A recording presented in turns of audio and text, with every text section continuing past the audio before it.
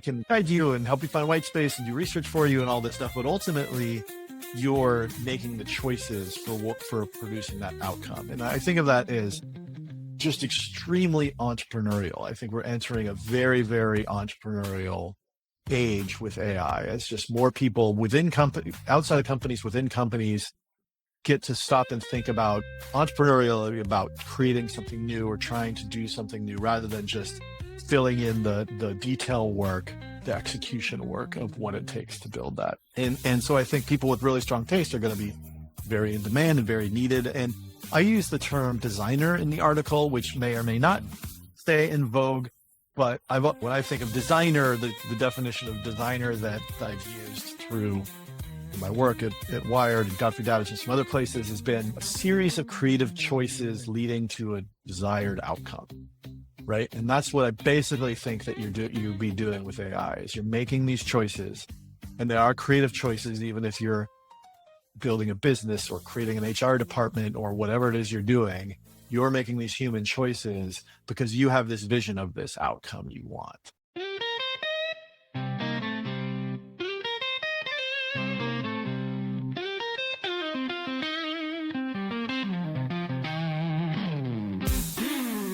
Mike's got the hat, the AI kind, unlocking power in business you'll find. Cut through the hype, explore the tech, every week new ideas to check.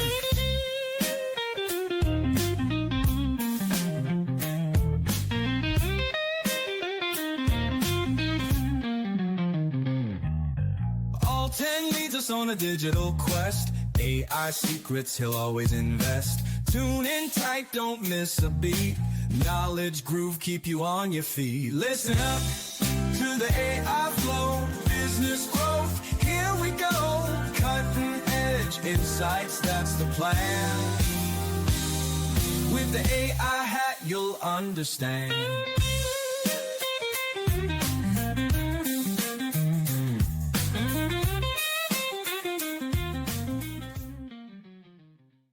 Greetings, program.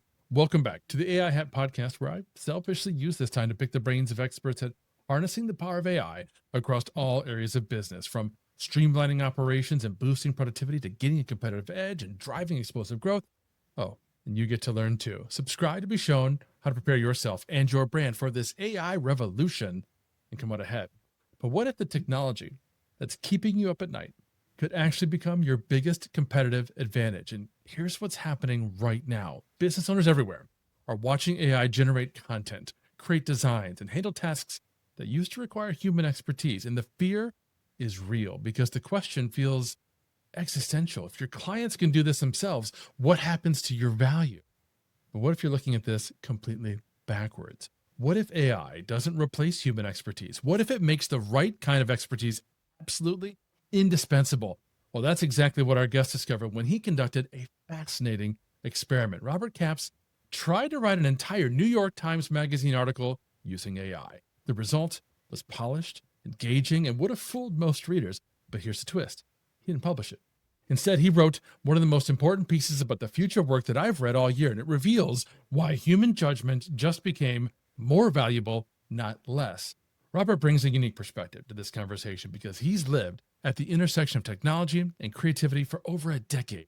As the former editorial director of Wired magazine, he guided the publication to 21 National Magazine Award nominations with 8 wins. He's overseen special issues guest edited by Christopher Nolan, Serena Williams, and Barack Obama. Now, as a writer whose work appears in the New York Times Magazine, Robert is conducting real-world experiments with AI that reveal insights every business leader needs to hear. Hey, Robert, welcome to the show. Hey, Mike. Thanks for having me. Glad to be here. My pleasure. I'm so glad. Yeah, right. This is going to be a great conversation. But let's talk about this article, because you started off by admitting you tried to write it with AI first. Walk us through that experiment. What made you decide not to use the AI version? Yeah, the New York Times Magazine was doing this big AI issue, and I was hashing over the idea of doing something on human AI jobs with my editor, Bill Wasik, who has another amazing piece in the issue. And as soon as I got off the phone with him, I should just have AI write this article for me. And I wanted to do it as a lark.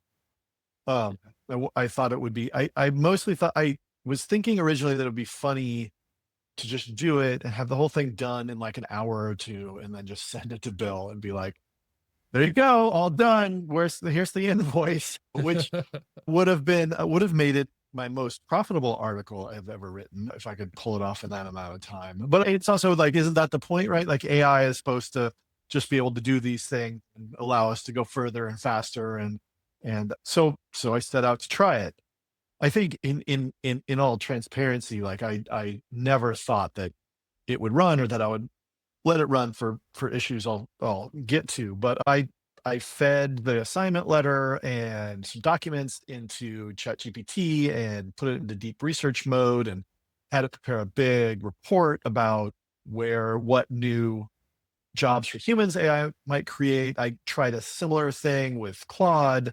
I don't go into the full details of the experiment in the article, but I worked at it pretty hard. And then I took that report, some other stuff, and I said, write this article, and it wrote an article. And the article had it was a very light, lively tone. It had some really lovely turns of phrase. It had some good humor in it. It was very punchy in a way, but it it had other problems, right? Like it that you might be able to predict. It completely made up sources. It completely made up quotes. It's the kind of thing that if you actually filed would get you banned from journalism for the rest of your life.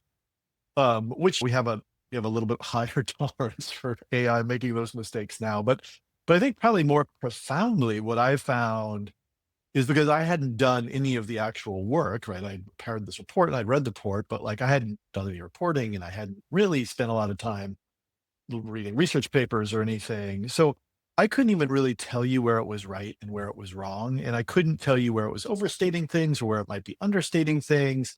And I couldn't give you my sort of stamp of approval or sort of my endorsement that what it was saying was fair and accurate, right? That like, oh, this seems like it probably will. Like it read really smoothly, it read really punchily, but there was no way for me to vouch for it. And that sort of opened up the first philosophical window that I wanted to think about in terms of what is our responsibility to our work product when we're engaging with AI. And AI is has a vast store of knowledge, is incredibly confident, can really is fair is shown to be very persuasive, and can make these logical arguments, but it's just it gets pretty slippery when you're like, okay, well, this is going to represent something that I'm vouching for, something that I say is fair and accurate and true, and so it did that sort of opened up the first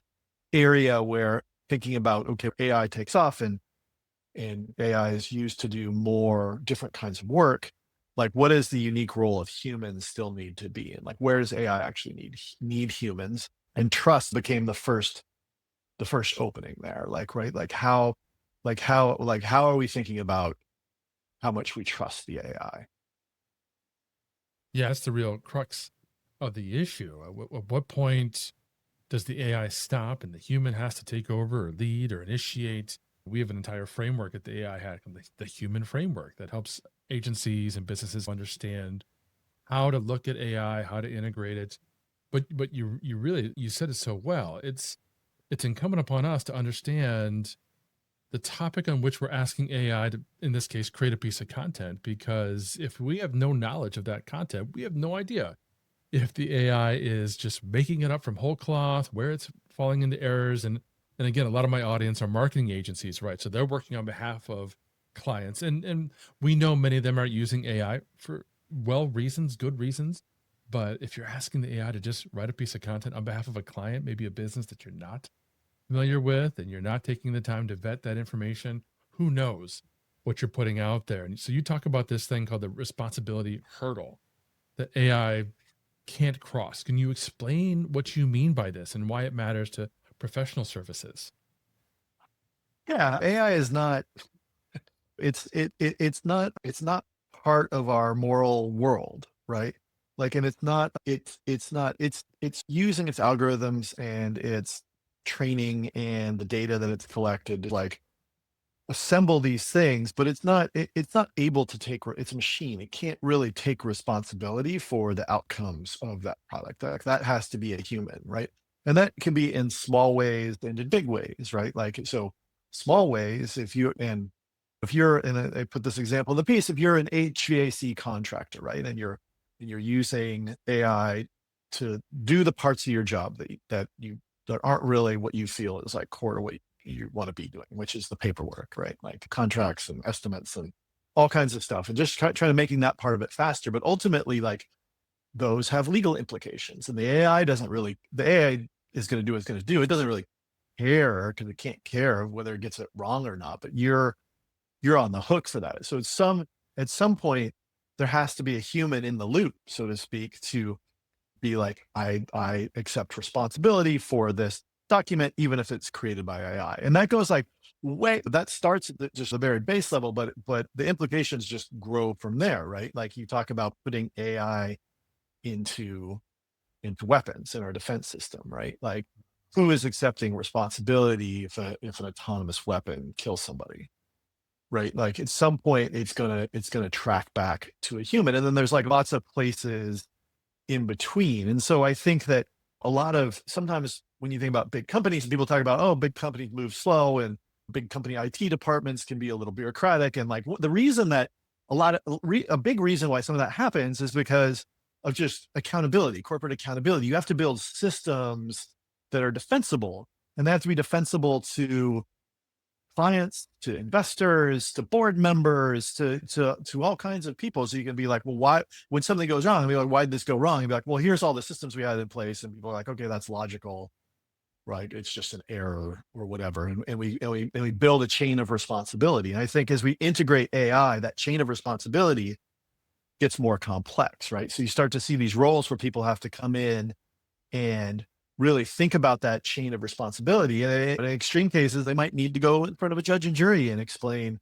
the chain of responsibility, and that the AI made a mistake. And it has to have a logical framework that feels acceptable and defensible, and part of the moral universe that a corporation or business or whoever exists in. And so one of the jobs I talk about is just the rise of AI ethicists, right? Like, and that's people who can build these chains of responsibility, these chains of logic that are defensible, and know the AI strengths and know the AI weaknesses, and have properly accounted for that, and have properly vetted things in ways that are explainable, to help make the AI explainable, because the AI can be quite unexplainable in sort of how it reaches its decision. So I think one of the ironies I like to tell people is like AI is getting better at coding. So maybe like some of those computer science graduates are going to struggle a little bit, but like, it may produce a real boon to philosophy majors, right? Who come out and can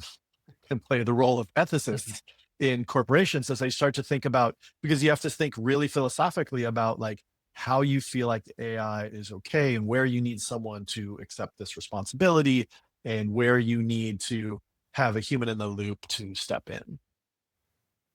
Well, I think you're absolutely right about how we're going to see a shift in roles and a predominance of roles. But you raise such an important point about the ethics and the responsibility. Folks listening might be thinking, Rob's just being an alarmist. AI is not going to be able to do that. Folks, we're recording this on July 17th, and hours ago, OpenAI released their ChatGPT agent, which is a step above their operator machine, which means it can use a virtual browser and do all kinds of web-based tasks completely autonomously.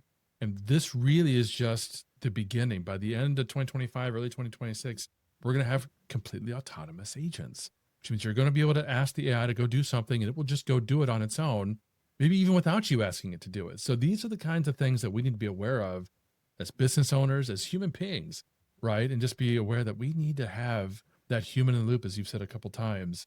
Now, in your research, I think you identified 3 areas where humans actually become essential. I think you talked about trust, integration, and taste.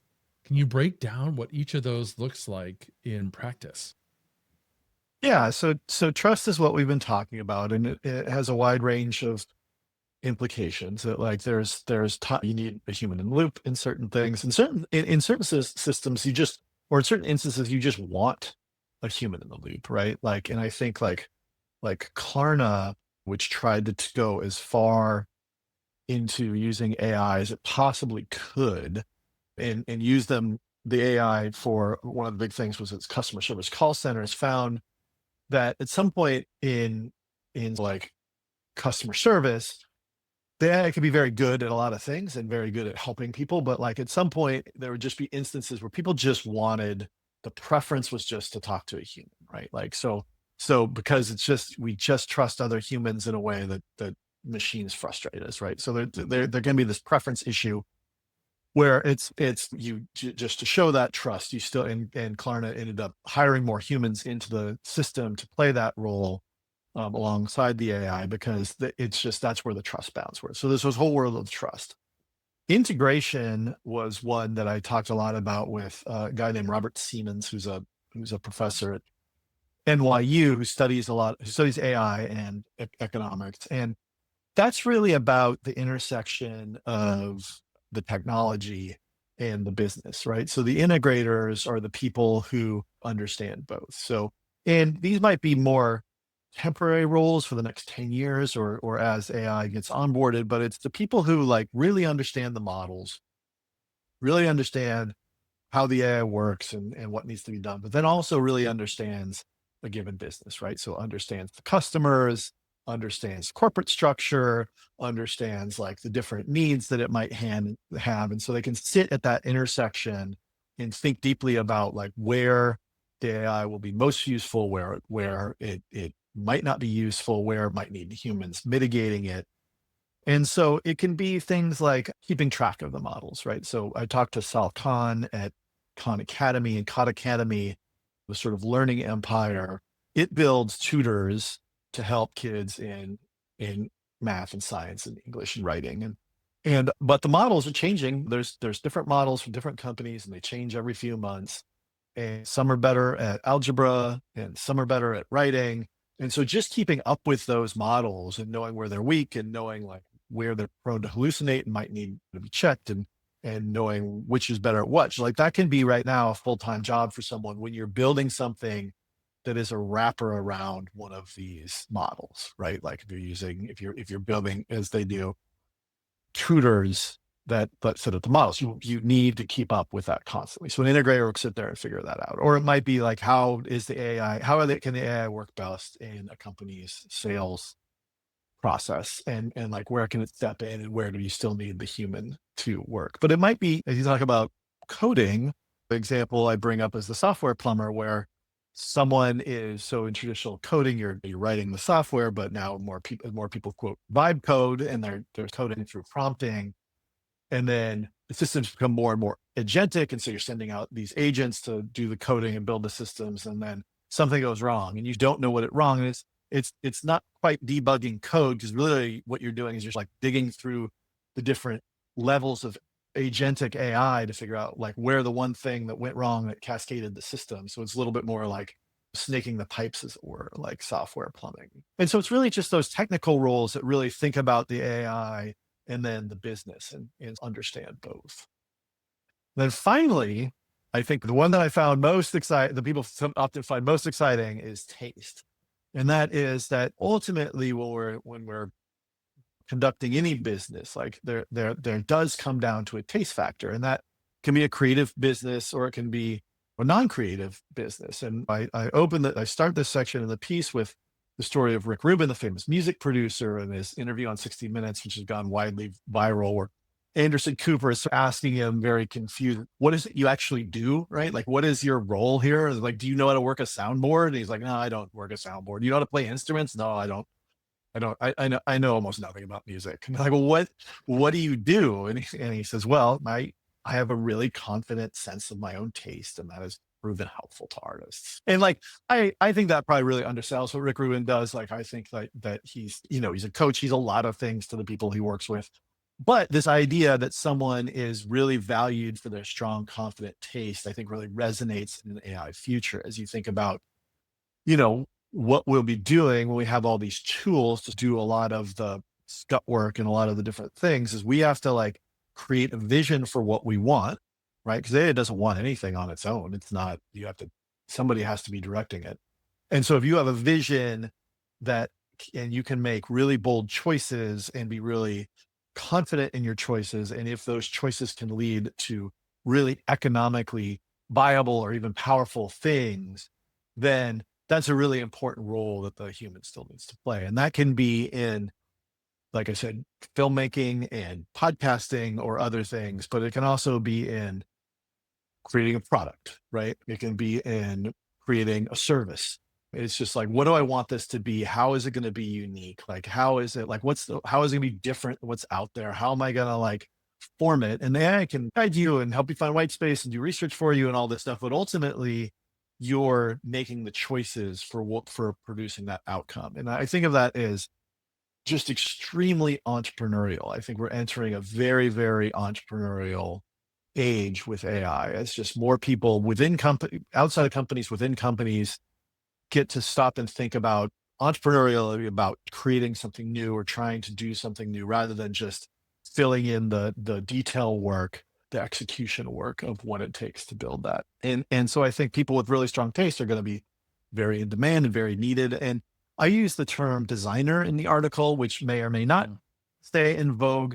But when I think of designer, the definition of designer that I've used through my work at Wired and Godfrey Davidge and some other places has been a series of creative choices leading to a desired outcome, right? And that's what I basically think that you'll be doing with AI is you're making these choices, and they are creative choices, even if you're building a business or creating an HR department or whatever it is you're doing. You're making these human choices because you have this vision of this outcome you want. And I think that like that's where it gets exciting. And when people think about there's a ton of fear, right, about AI, right? A ton of uncertainty, a ton of fear, and it's gonna take jobs, and like I'm not in all of that. There might be serious disruption. It might cause a lot of jobs. I'm not trying to be any sort of AI apologist for that, but I think that there is another way to look at it more optimistically. And when people are expressing that fear to me, I often talk about, well, do what I did and think about what it is you want to do, like what it is you're at work, whatever it is. And like, think about like your opportunity to do that with AI. And you'll quickly see where the AI falls down, where it's not ready yet, where it can't do it. You can quickly, and you can start to just think expansively, right? Like you can start to think like, well, if it could help me with this, that would actually be wonderful. And so one of the things, and the thing is, we're not really in as advanced and technological as we are. We're not in this like crazy era where everything's figured out and like we're sort of it's just we've solved it all, and now it's just a matter of how efficient we can be, because that's not true at all, right? Like it's like there's shortages of teachers, doctors, and cybersecurity specialists. There's like all kinds of shortages. We have all kinds of problems in energy and climate change and urban planning and housing, and there's still so many problems. And when you think about like, okay, it's under threat on the entertainment industry. Like it takes like, what does it take to make a like Hollywood film right now? Like a couple $100 million and a few thousand people. Like, what does it take to make an amazing piece of like really, really professional level software right now? Right? Like years and like how many man hours? Like, what does it take? What does it take to do these things? And you're like, oh, we actually have there's a lot of room to improve before we're really just like, okay, we're just losing jobs. And I think that the companies that I think there's a certain amount of weird performativeness that the companies are going into, where it's like we're going all in on efficiency, right? Like we're gonna shrink our workforce, and we're gonna and I think that like unfortunately, I think that people can get a little bit of a market bump from that, because because obviously the ability to grow your bottom line while shrinking your employee costs is like a sort of holy grail moment. But I feel like that's really, really limited in thinking. And I think the companies and people who think about because to me, that means you just don't know how to redeploy human capital. You're out of ideas of like how to grow and move forward. And so your only idea is to get more efficient, right? Like, because you should be able to have the same amount of people and like just do new things, right? And that's the sort of that's the sort of dream of AI. And so like, I think that those companies that just focus on efficiency, I think they're going to get run over, right? Because I think that the people who think expansively are going to grow and expand. And I use the example of robotics industry in the article where, you know, as companies, as manufacturers used robots, they tend to grow. They tend to have more employees than companies who didn't use robots. Now, the sort of like, people don't really know why that is, but the best Which made me thinking is laugh that out like, loud when I read that. is that, Like, what? They don't know why? yeah, it's not, I mean, from a scientific academic, like research, like provability kind of way, they're like, well, we haven't proved it yet. And this again was for Yeah. our Siemens, but like they're probably growing because, and they hire more people and they start more factories and they grow. And then people that don't do that sort of lose out to them. So the people that don't use it shrink. And this is why I think the people, in a similar, I think people are really focused on efficiency and like, let's just have as few employees as we can. Like they're going to get run over by people like, no, I want more employees and I'm going to use AI to do more forward. And I'm going to find new things to do. And I'm going to find new avenues and I'm going to grow. And I think that that sort of will ultimately win out. Now, the question is like, how painful does it get in the meantime? Which, you know, it could get painful, but I think for hopefully we avoid that. And I think that just people should think about like, what do you want in your job and whatever you do? And I'll just give you an example. Like I make documentary films is one of the things I do in addition to writing. And it's the AI threatens the creative industries, right? Like for legit reasons. But like when I think about like I'm making a documentary film and let's just say it has a budget of $1 million, right? Like that is incredibly expensive, right? Like it's cheap as hell for a documentary film, but like it's expensive to me as a person. And I Right. think like, well, like what can I use AI? Like where theoretically could AI help me, right? Like, I don't want to replace my editor, right? I don't want to have AI edit the thing for me, right? Because the editor is a key collaborator and I need his taste and I need all the human things that we talked about. But like, would I like my editor to be able to do his job in 10 weeks instead of 30 weeks? Because he doesn't have to like manually load every clip and like manually adjust every frame. And like, it can be a little bit faster with color and sound balancing and like all sorts of other things. Yeah. And I think he'd like that too, because he would really focus on the part of his job we like, which is making the edit really have an emotional punch to it. Right. And so like through that, I would love to get our 1 million documentary down to 500,000. Right. And then we could make 2 documentaries for that 1 million. Right. And like, we'd still work the whole time, but like we'd produce more and it would be a little bit more risk tolerant. And so I just think there's lots of things if you start thinking about, I'm using my taste and I can use these tools in some way to expand that you can start to think about it optimistically for yourself, which I think is useful for people to do. Yeah, it's funny. I definitely saw myself as an AI integrator as I was thinking through what you were sharing through the article. My wife would tell you I have no taste whatsoever. So that's not going to work out too well for me. But I really am a historian. So when I say things like we're going through an AI revolution, I'm not being flippant. This is the 4th industrial revolution. And folks don't quite understand how that plays out historically. And even though it's going at a far more rapid pace than all the previous industrial revolutions, there will, as you said, be job loss. And when I give a talk, which is called the AI Revolution and how it's impacting businesses, the last 20% or so of that talk is all about the future of work. And I share statistics from the World Economic Forum. And they said, look, in the next decade, 92 million jobs are going to be lost or impacted by AI, but we're going to gain 170 million new jobs, which are the kind of ones that you're talking about now, or job shifting from maybe computer science to philosophy, as you mentioned before, which is opportunity for people to focus less on the stuff that's drudgery, that's routine, that's repetitive. And the way I put it is focus on more strategic work. I loved how you put it earlier, be more entrepreneurial. I think that's a much better turn of phrase. But folks, we're talking with Robert Capps about the future of work due to this AI revolution. I've got 7 more questions you aren't going to miss. But first, a quick word about how you can use AI to help with your work right now. As an agency owner, what's your most valuable asset? It's your expertise. And what's your most limited resource? Your time. So why is so much of your day spent on tasks that don't require your unique genius. Drafting routine emails, summarizing meeting notes, creating proposals from scratch. It's the operational drag that keeps you from scaling your business and ever taking a real vacation. What if you could build a second brain, an AI assistant trained specifically on your knowledge, in your voice, to handle those repetitive tasks for you? That's exactly what my AI Work Buddy mini course teaches you to do. In just a couple of hours, you will build a system to handle that cognitive work so you can finally focus on strength, strategy, growth, and the parts of the business only you can do. Stop being the bottleneck in your own business. Start building your AI Work Buddy today. Visit theaihat.com/workbuddy.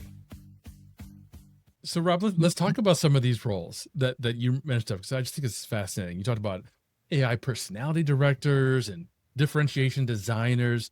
Can you paint a picture of what you think like the day-to-day might actually look like for some of these roles? Yeah, I'm probably going to hit a limit there, but Yeah.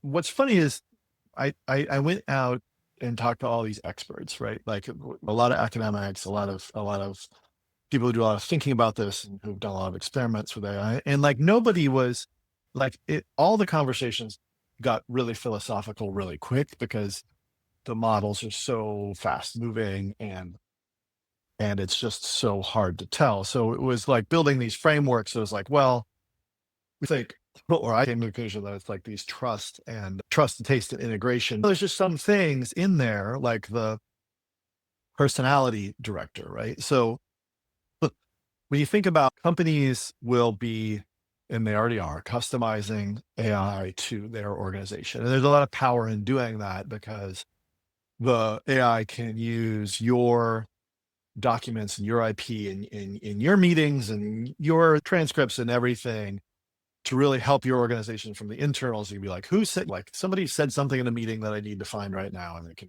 pull it up right there if it has access. So there's a lot of advantages on having a custom AI built around your company's data. But then you got to start to think about like, what is that? What is interacting with that AI like? And that's a sign of company culture, right? What that AI is like. And so we've seen AIs that can be cloying and flattering, right? Like I love, I don't know if you use Chat GPT's Monday, which is like sarcastic and snide. And I think as these AIs get more integrated, like you're going to need to think about like how, and everybody across the organization is interacting with it, not just technical people and not just creative people, but like finance and HR and everybody is interacting with it. So it's a sort of symbol of your culture. So what do you want that personality to be like? And that'll become even more profound when it starts to spill over because people are talking, because customers or people outside the organization are talking into it. So I think the person's role is to guide the training of the AI and try to establish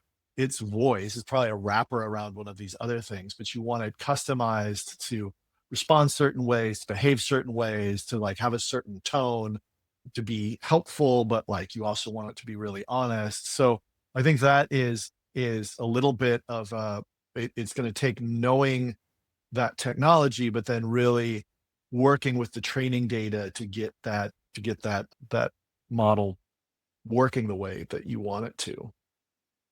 I think that even that's and I think that's as you train it, it's a lot of working with the model and like adjusting the data that you're feeding it and then trying to get that hold. Yeah, there's a whole section in that AI Work Buddy where I have people tell the AI what kind of personality, tone, just in their interactions back and forth. But that's on an individual level. So you're right. There's a whole world out there for folks to spend time thinking about how are these AI systems going to interact with the entire company or with our prospects or with our customers, because those are important considerations that could be easily overlooked. One of the things you talked about were these AI integrators, right, who are bridging the technology capabilities with business needs. What do you think makes someone, I don't know, effective in that type of role, do you think? I think really understanding the business, right? Like understanding the technology and understanding the business, but like because you need to, whatever it is, you need to understand, what the customers are like, what the sales cycle's like what the sales people are like, right? Like, how are you bridging all those things? There might be an instance where you need to understand who's ready for what when, right? Like you can see like, okay, my sales team is chomping at the bit to get this AI. My HR team is completely concerned about it, right? Like I can't, like, so just belligerently forcing the systems on people might be counterproductive. So okay, what do I need to do to bring the systems along so they're effective, where they're not just providing my sales team with garbage or hallucinations or things that aren't helpful? Like how do I need to adjust the systems for their need? But then how do I need to adjust the people? How do I need to bring along my HR department to warm them up and get them to understand and see potential in the AI? So I'm bringing them along to get the AI. So you're working both sides of the balancing act of thinking about the people and the process that already exists, but then also the AI and figuring out what needs what to make them successful. Because ultimately, it's about making the AI successful in the context of a business, right? And so I do think that if you're belligerent about it and you're just like, everybody should use AI now, here's ChatGPT licenses, go. That is not really, you're not really doing what you should be doing to make it successful, because you can't just, it's a tool and people need training and you need to think about the trust issues and all the other issues around it. And where does the human close better than the AI? Where does the AI actually do better? Like, and that could be in a hospital setting. Like, does a human get the better result? Does an AI get the better result? Does a human hybrid AI team get the better result? Like, all of that needs to be solved and figured out and quantified, and you need data behind it. So there's just a ton of work that's going to go into like figuring that out in every organization. And because ultimately, you're trying to make the AI successful within the context of your organization. You're not just trying to force your AI on your organization, because that's just, it's either not going to work or it's not going to work to the level that it could. Oh, yeah, I could not agree more. For my last question, Rob, I just want to circle back to that framework of trust, integration, and taste that you talked about. Of those three, which do you think represents kind of the biggest opportunity for professional service providers, business owners right now? Well, I think they all do. Yeah. I think that the most obvious one right now is going to be integration. I think that that's the one that people are ready for. I think it's already been announced that all the big sort of consulting companies are trying to add integration capabilities into their offerings, right? The PWCs, and they're all racing to get there. And I think a lot of companies like really need help thinking about, okay, well, I'm hearing about AI, but like, how is it really effective? And I think it really wants to be thoughtful. And it's funny, I can't remember, one of the experts I was talking to, he was like, well, you've been this, like, you've been working on this, doing these journalism experiments, including trying to write this article. Like, you could be a journalism integrator, right?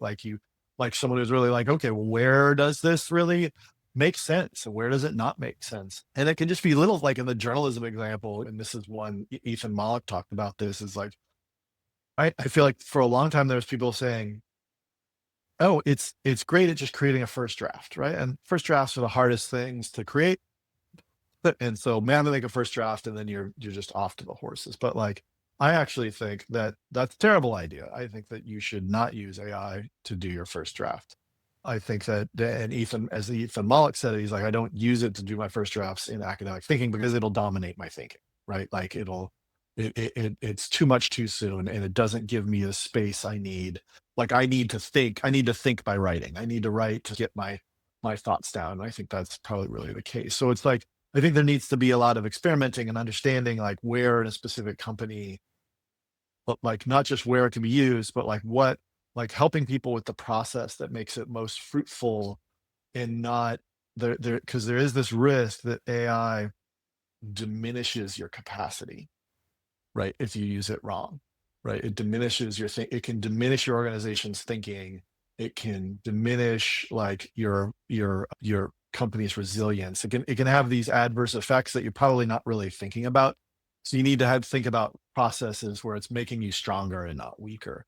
And I think that that's the most immediate opportunity that a lot of companies are going to understand, is that they need help solving that. And I think I am sure you saw that at the really top end, like OpenAI itself just announced that is going to, I don't know, take on consulting gigs on the $10 million plus range, right? Like they're like, okay, well, we'll help you integrate.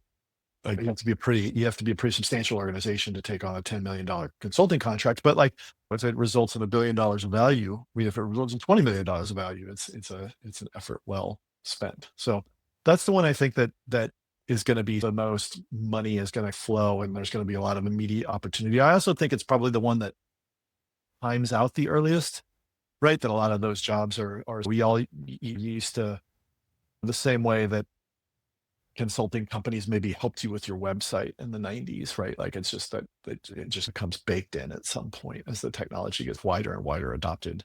I think that the others might end up being longer term and more profound. And I think that taste is the mental shift that I feel like I would love to see more individuals and even companies as they think about their workforce make that, like, okay, well, the human taste is incredibly valuable and the human ingenuity is incredibly valuable. And these are tools to that.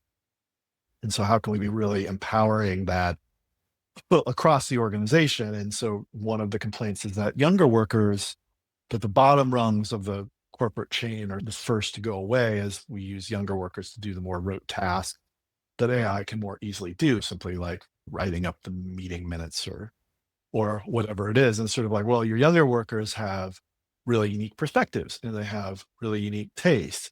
And now they have these tools that can fill in a lot of the gaps in their experience and knowledge. So how do you get access to their taste and their experience and take advantage of their young eyes on the world to help your company in a more profound way than having them write meeting notes? And I think for that reason, that's why the taste is a sort of one that like individuals get most excited about. I was nodding my head the entire time that you were talking. This is fantastic. Particularly when you brought up Ethan Mollick, I could not agree more.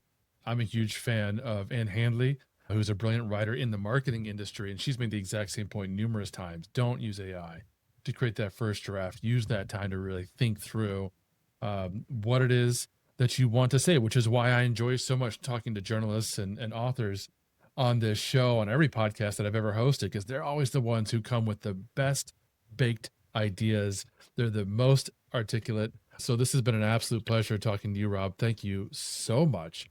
For folks who want to reach out, maybe they got more questions for you, where should they go? They can find me on LinkedIn at Rob Capps. Shoot me a message and let's chat. Fantastic. Well, thank you so much, Rob. Thanks all of you for listening. That is all the time we've got for today. Of course, we'll have all of Rob's links and a link to that article in the show notes below. But if this is your first foray into the world of AI and business, I've got the perfect resource for you in the show notes below, the AI Primer, designed to quickly get you up to speed on all the terms, the tactics, and the underlying technology that's powering this AI revolution. Check it out, and I'll see you in our next episode. Welcome to The Grid. That's a wrap on another episode of the AI Hat Podcast. I hope you gained some valuable insights and actionable strategies to boost your business with AI. If you enjoyed the show, please subscribe, leave a review, and share it with your network. And don't forget to visit theaihat.com for more resources and to connect with me. Until next time, keep innovating, and remember, the future of business is human and it's powered by AI.